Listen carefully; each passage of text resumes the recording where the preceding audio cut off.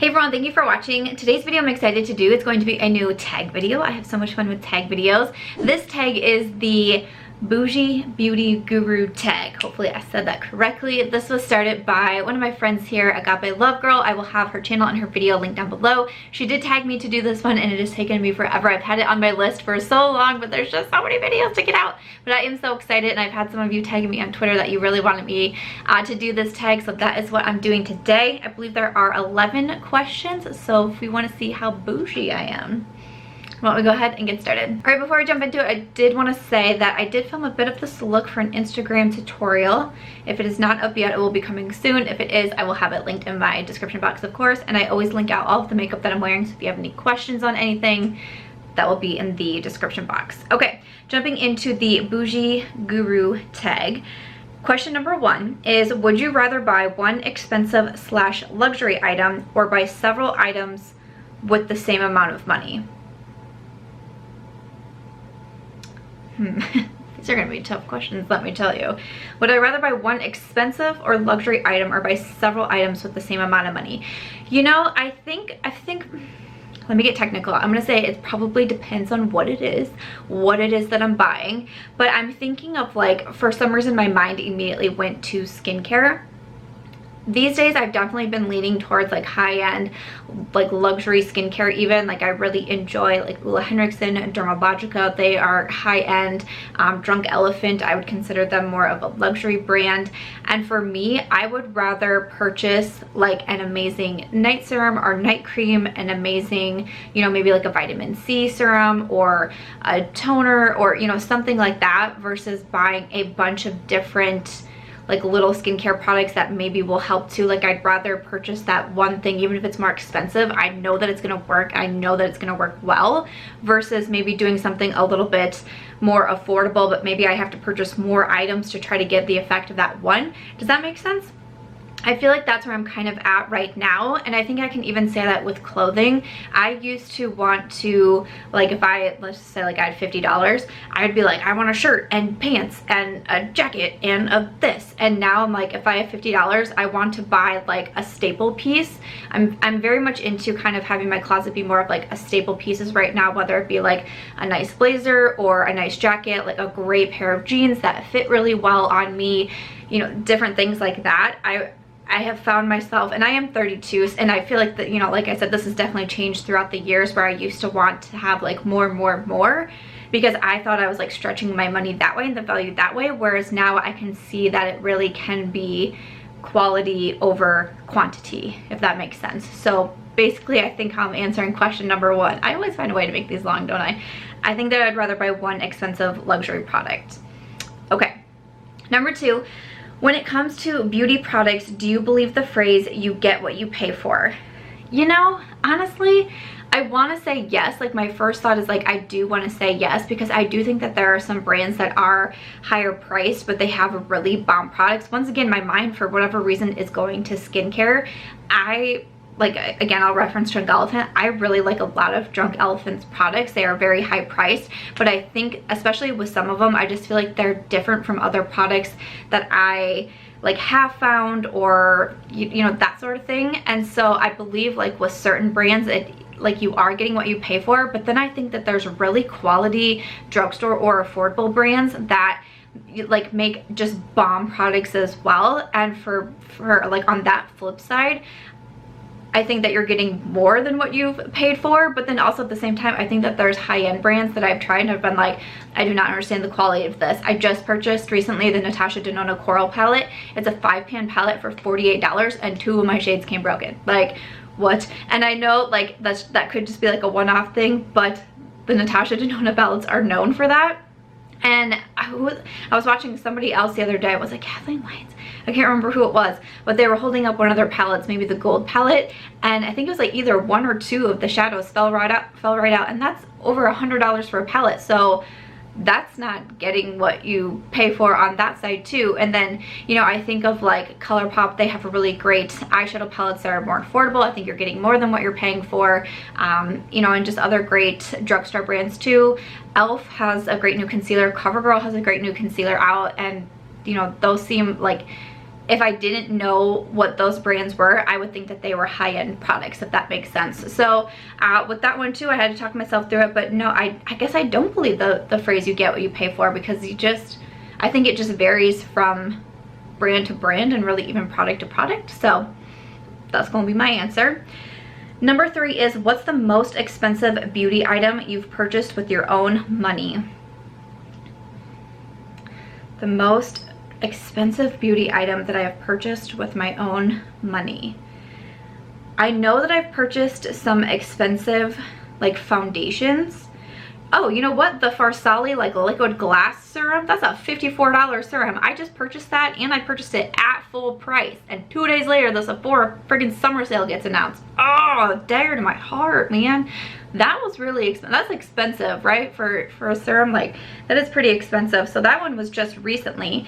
I've purchased some pretty high-end foundations, like the Laura Mercier Lumiere Radiance. I know that one was more pricey. The Dior Forever Skin or something like that, that was in the $50 range. So that was an expensive foundation.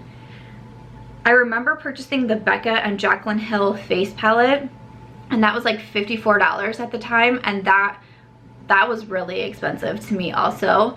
I'm trying to think of like if there's skincare or something that I've purchased that would have been even more expensive. The Farsali is kind of skincare. I don't know, I feel like I might think, I'm like literally looking around my beauty room like, what is it, what is it, what is it? But yeah, I try to buy a lot of expensive products at least on sale, so I can, you know, get at least some sort of discount. But yeah, I want to say probably some expensive foundations or palettes, or that serum was pretty pricey too from Farsali. Yeah, that's a good question. That's a good question. I like that one. Let's see, number 4. I'm trying to think what palettes. I feel like I didn't purchase the Natasha Denona Gold myself. The Coral palette was $48, and I feel like I've definitely spent more on other palettes, but I don't feel like I've purchased a palette that is outrageously expensive myself, like Natasha Denona, Pat McGrath. I haven't spent my own money on them. I've gotten them as gifts, so whew, that was a toughie. Okay.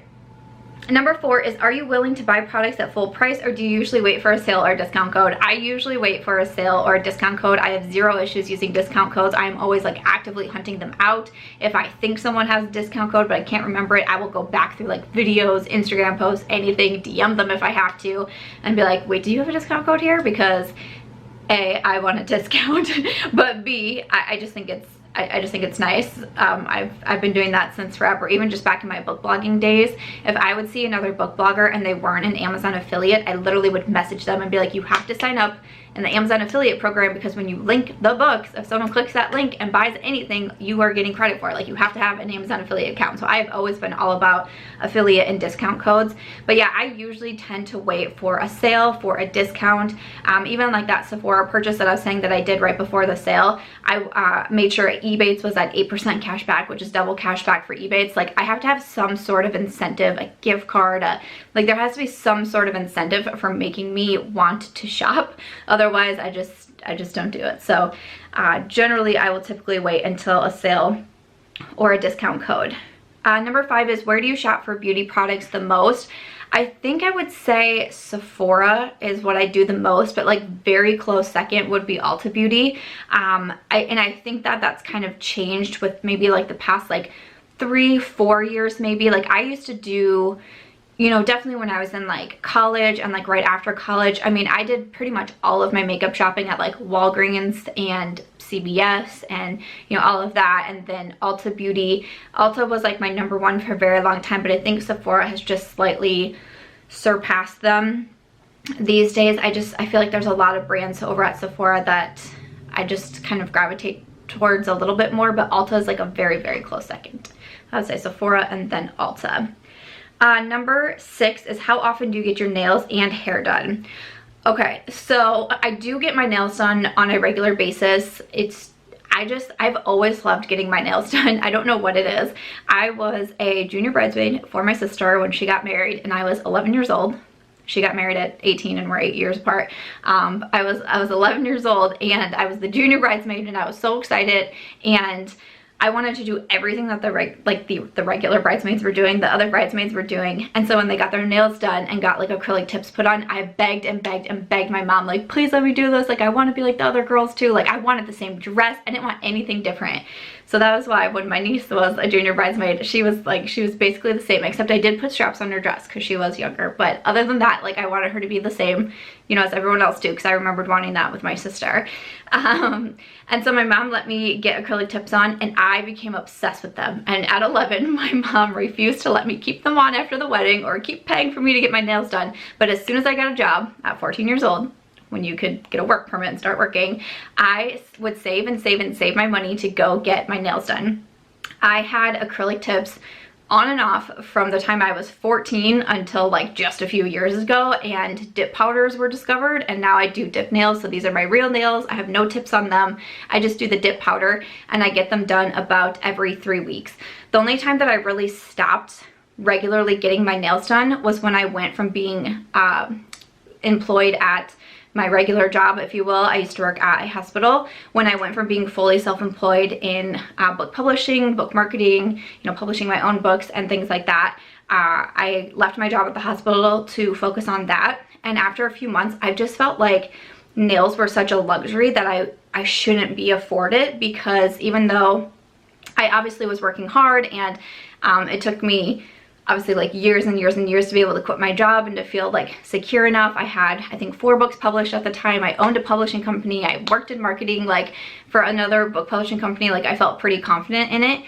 But for some reason I was like, it's just a luxury that I shouldn't be afforded. Like, I shouldn't be getting my nails done like every, you know, month or whatever it was. And so I stopped. And then it was really with starting YouTube and being on YouTube and in like the beauty space. And it was still probably like, I probably had my channel for at least a solid year, if not a little bit more. And then I felt comfortable starting to get back into the nail game. Like, I felt like I was like, I deserved it once again. But I did like the press on nails, like I did all sorts of things. And now I'm just like, you know what, like nails have just, I don't know why, they're just like always my thing. I don't like painting my own nails because I pick at my nails and I chip at them, and like they're just not good. And so whenever I would paint them, there's no point. I would peel them off. So you know what, like nails are my thing, and that's what I'm gonna do. So it's about every 3 weeks, 3 weeks to 4 weeks, I will go and do the dip manicure. My hair, on the other hand, my hair basically has no chance. I used to, once again, like when I worked at the hospital, I mean, I was pretty consistent in getting my hair highlighted or colored or cut or whatever it was every 8 weeks. Like every 8 weeks I would have an appointment. I would see my hairdresser. I used to do such fun things with my hair. My underneath is dark. So sometimes when I pull my hair up, it looks darker because my underneath I don't touch. That's just like a brunette color. But I used to dye it red. Like one time I had like a little bit of purple to it. Like it was such like a deep color, like it almost looked a little bit purple. Like I would do crazy things up there. I've had red hair, I've had brown hair, I've had platinum hair, I've had blonde hair. Like I've done highlights, I've done all over color. Like I used to have so much fun with hair, and I don't know, I had a good time with it. And then after a while I was like, I should really stop damaging my hair all of the time. And that's why I went to leaving like at least half my head alone, like doesn't get touched at all. And now I'm maybe getting my hair done twice a year. Maybe. Like it is, I don't know what, I don't know. I used to enjoy it and keep up with it so much. And you would think like with nails and hair, like being on YouTube and as a beauty channel, that like I would keep up with my hair, but I don't. I don't know. Maybe I'll get better at one day. I want to try that balayage or something. I was just talking to, I just moved to a new town, so I found a new nail girl, and I was asking her about like, does she do hair and like all that other stuff. We were talking about things, and she said balayage is good for people who don't want to keep up with hair appointments because it looks like a more natural regrowth. And I was like, so I might try that and see how it goes, because yeah, like maybe twice a year I get my hair done. Nails is a yes. Hair has completely fallen off the wayside. I don't know what happened. Let's see. Number 7 is, do you prefer long or short nails?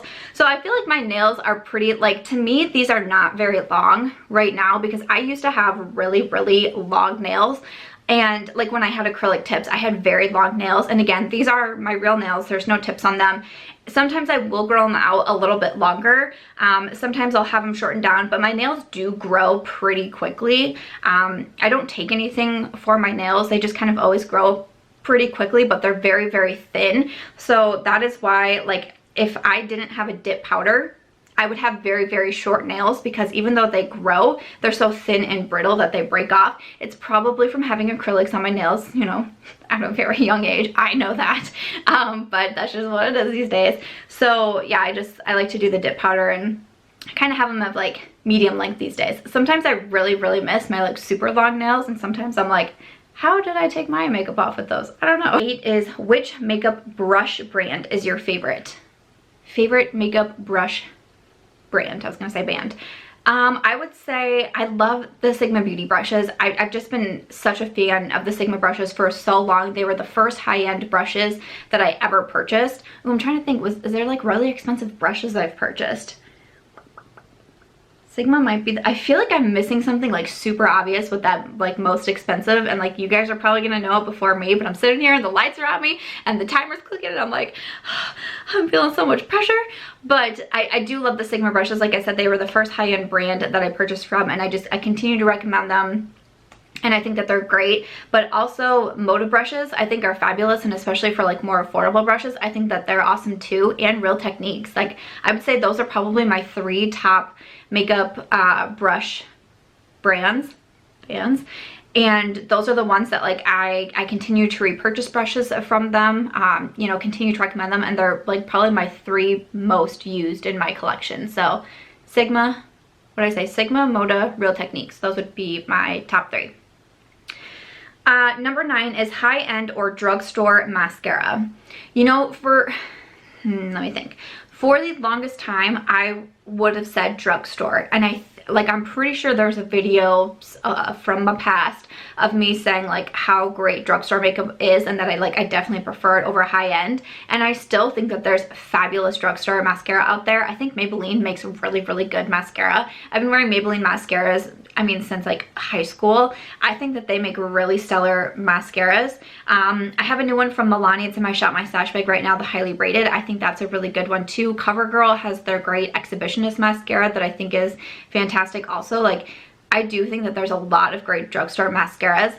I will say, as of recently, I've been finding some really great high-end ones. The NARS Climax I think is amazing. Hourglass Caution is probably one of my favorites. I've gone through so many little minis of those. I still really like the Milk Kush mascara. That one's still currently in my collection. Benefit has really nice mascaras. I have the Bad Gal Bang on right now, but like the Roller Lash, they're real. Those were, I think, those were kind of like my gateway to like other high-end mascaras. I would say would be like the Benefit ones. I feel like those were what really got me like into some of the other high-end mascaras. Like Too Faced Better Than Sex, yes, but like I always really liked especially Roller Lash and They're Real from Benefit. So I feel like I'm kind of torn on this one, because I honestly think that like both are just really great. I really do. Like, I don't know. That's a tough question for me, because I think that they're great on both ends. That was hard. Number 10. Think of your favorite makeup brand. Oh gosh, that's such a hard question. Think of your favorite makeup brand. Is it drugstore, high-end, luxury, or indie? I am the worst at like picking an absolute like favorite. Like, this is my number 1 makeup brand, because I have so many that I think are so good. And to me, it's a really, I would say I'm more like either high-end or drugstore. I like a lot of indie brands. I like a lot of indie products. There's a few like luxury products and like luxury brands that I do like, or I'm slowly getting more into, but I feel like I would have to be somewhere between like the high-end and the like drugstore or affordable. Then number 11, this is the last question, is considering your answers to these questions, do you think you're bougie? I don't think that I am. Like, I know, like I said, like I get my nails done. I feel like that's like my most bougiest thing, is that I get my nails done. But I'm trying to think, like, you know, like I said, there's still a lot of, you know, drugstore affordable that I like. There's some high-end I like. You know, luxury skincare maybe can kind of put me in like the little bit of a bougie scene. But again, like, I am getting older. I'd like to look at ingredients a little bit more. I like to watch videos to try to learn about different ingredients. Because that's not like my, you know, like forte or anything, but I like to try to learn about it. So I feel like I'm kind of like in the middle, you know, like I'm like middle. I'm like basic. Is that what I would say? I don't know. But yeah, so that is how I would answer question number 11. I feel like I'm like somewhere in the middle there. I don't know. What do you guys think? Based on my answers, do you think that I'm bougie? Or do you think that I'm... Wait, wouldn't the opposite of bougie be basic? What would be in the middle? I don't know that answer, but let me know what you guys think. But after that, the question 11 was the final question. These were a little bit hard for me. These were a little bit on the tough side. But thank you so much to Agapelovegirl for tagging me on this one. These were super fun questions. I'd love if you want to answer any of them in the comment section down below, of course, too. Please make sure to check out her video. Also, I will have it tagged in my description box, of course. But as always, if you guys did enjoy this video, you like seeing tag videos, or you want to see more of them, please make sure to give this one a thumbs up. I hope that you also consider subscribing before you go, and I will see you in tomorrow's video. Bye.